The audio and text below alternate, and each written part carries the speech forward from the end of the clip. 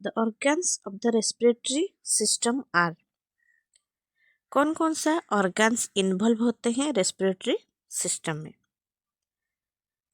देखिए, nose nose involve होता है रेस्पिरेटरी सिस्टम में। थ्रू द नोज हम सांस लेते हैं। उसके बाद है फेरिंग्स। फेरिंग्स जो है वो ट्यूब लाइक स्ट्रक्चर है। फेरिंग्स जो है पोटेंशियम लंग है। और थ्रू फेरिंग्स हम क्या करते हैं, जो फूड और एयर बोथ बोथ का पैसेज होता है फेरिंग्स। फेरिंग्स के माध्यम से हम फूड भी खाते हैं और सांस भी लेते हैं। ठीक है, एयर भी उसी फेरिंग्स होके ट्रकिया होके लंग्स को जाता है। और उसके बाद है लैरिंग्स। लैरिंग्स जो है वो वॉइस बॉक्स है और उसमें वोकल कॉर्ड होता है, और जिससे कि जो हमारा आवाज़ निकलता है, जो मैं अभी आपसे बात कर रही हूँ वो भी लैरिंग्स के वजह से बात कर पा रही हूँ। उसके बाद है आपका ट्रैकिया। ट्रैकिया जो है वो मैं आपको इमेज से दिखा देती हूँ, ठीक है, तो समझ पाएंगे। ठीक है, ट्रैकिया है, उसके बाद ट्रू ब्रोंकाई है, ठीक है, नेक्स्ट ब्रोंकियल्स है, लॉन्ग्स है, and they are covering pleura. Lungs का जो कवरिंग होता है उसको प्ल्यूरा कहते हैं। और मसल ऑफ ब्रीदिंग, ब्रीदिंग में जो मसल यूज होता है, जो मसल फंक्शन करती है, वो दो इम्पोर्टेंट मसल है, the intercostal muscles and the diaphragm. ठीक है, इंटरकोस्टल मसल है और डायफ्राम है, दो मसल जो है ब्रीदिंग में फंक्शन करती है। तो हम इसको इमेज से थोड़ा अच्छे से समझते हैं। ये देखिए इमेज इमेज से देखिए, जो रेस्पिरेटरी सिस्टम में जो ऑर्गन्स इन्वॉल्व होते हैं, पहला क्या है, नोज है, ये है नोज। ठीक है, देखिए मैं आपको दिखाती हूँ। ओके, ये है नोज, ठीक है। नेक्स्ट है नोजल कैविटी। और थ्रू नोज क्या करते हैं, हम क्या करते हैं, सांस लेते हैं।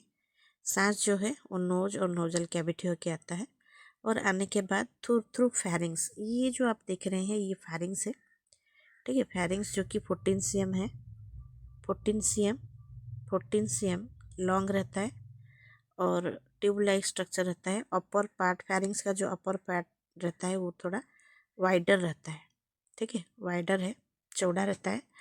और यही फेरिंग्स के थ्रू हम क्या करते हैं, सांस भी लेते हैं। जो आप सांस लेते हो, जो एयर है वो नोज के माध्यम होके, फेरिंग्स होके, ट्रैकिया होके लंग्स को जाता है, ठीक है। और फूड भी क्या होता है, फूड भी थ्रू द माउथ होके आता है और फेरिंग्स में जाता है, और फेरिंग्स से वो इसोफागस होके स्टोमक को जाता है, ठीक है। तो ये जो फेरिंग्स है वो बोथ के लिए पैसेज है, जिससे कि आप खाना भी खा सकते हो और सांस भी आपका वही उसी के माध्यम से जाता है। और फेरिंग्स के बाद आपका आया, इसको मिटा देती हूँ थोड़ा, ठीक है, आपको क्लियर समझ में आ जाएगा। फेरिंग्स गया, उसके बाद देखिए ये लैरिंग्स है, ठीक है, लैरिंग्स। फेरिंग्स के बाद क्या है, लैरिंग्स है। लैरिंग्स क्या है, लैरिंग्स में वॉइस बॉक्स कहते हैं, लैरिंग्स को वॉइस बॉक्स कहते हैं। और लैरिंग्स में वोकल कॉर्ड होता है। वोकल कॉर्ड के माध्यम से हम बातचीत कर पा रहे हैं। मैं जो अभी आपको बात कर रही हूँ वो भी लैरिंग्स के चलते ही कर पा रही हूँ, ठीक है। उसके बाद लैरिंग्स के बाद नीचे देखिए ये जो है ये ट्रैकिया है, ठीक है, विंड पाइप। ट्रैकिया मीन्स सांस का नली है।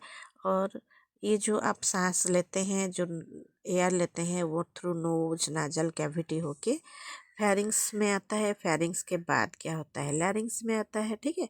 लैरिंग्स के उसके बाद ट्रैकिया में आता है। ट्रैकिया में आने के बाद वो कहाँ जाता है, लंग्स में जाता है, ठीक है, लंग्स में जाता है और लंग्स जो है एक्सपैंड होता है, ठीक है। तो ये जो ट्रैकिया है, ये ट्रैकिया डिवाइड हो गया है दो पार्ट में। इधर एक ट्रैकिया का ब्रांच गया है एक लंग्स को, और इधर एक लंग्स को ट्रैकिया का ब्रांच गया है।